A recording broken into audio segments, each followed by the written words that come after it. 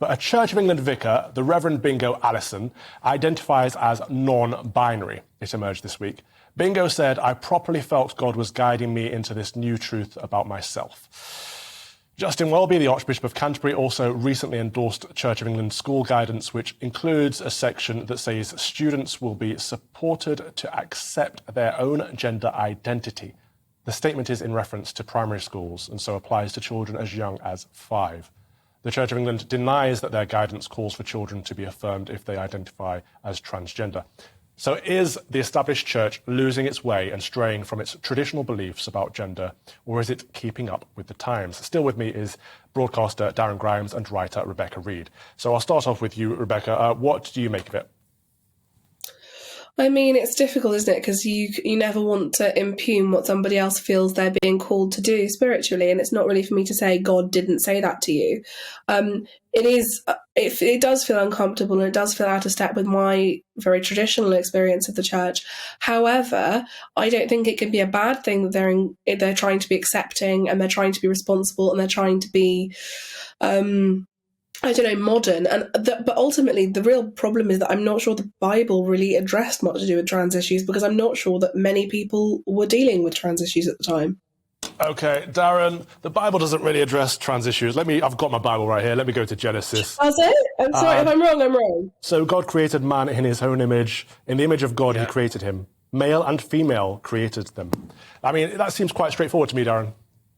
Absolutely. I mean, we know that God creates male and female as an actual key tenet, right, of traditional beliefs of Christianity. I think to say that you no longer care about such beliefs is actually to abandon the Church of England to become utterly irrelevant. It's just another part, if you ask me. And this whole show, Calvin, has been about the slow march through our institutions, right? It's part of our nation's cultural and social inheritance. And it's been corrupted, in my view, by the absolute remorseless poison that is identity-based politics. The Church of England should say it has absolutely nothing to do with that. I mean, ask yourself this, Calvin, right? Does Archbishop Welby really reckon that in pandering to those like this Bingo individual, that they're actually going to bring a new woke audience to the Church of England?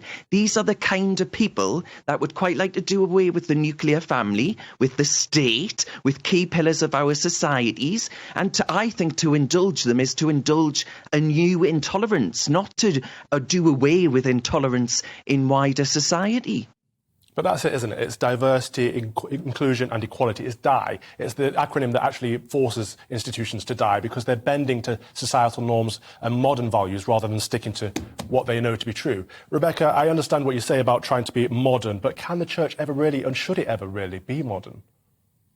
So when I was at university, there was a church in Bristol which had a sign outside which said, I'll get the wording wrong, but it said something along the lines of, "We want you to know that you're welcome regardless of your sexuality, gender," and they listed everything.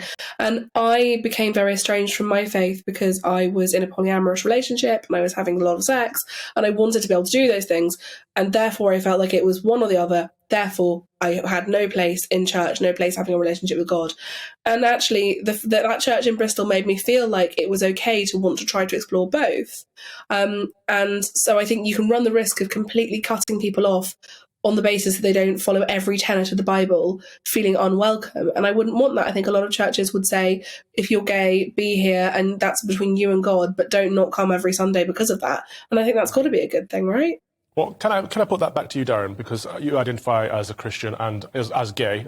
I'm saying identify, you are these things. Now, surely a church should be recognising that certain things are to be strived for and certain things are to be avoided, and that you can include people and say, you're welcome to come as you are, but expect to change. Is that not the difference?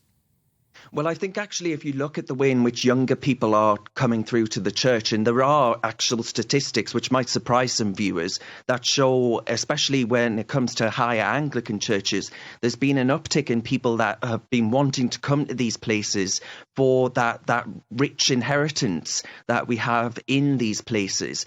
And I think that actually comes down, Calvin, to people seeking to belong to something that's bigger than themselves, right? Away from the modern day culture wars as sort of narcissistic identity politics and so on and so forth. But if the church seeks to imitate Calvin, seeks to imitate the world of Twitter and the West's new craven pursuit of a focus on issues that simply don't matter in life,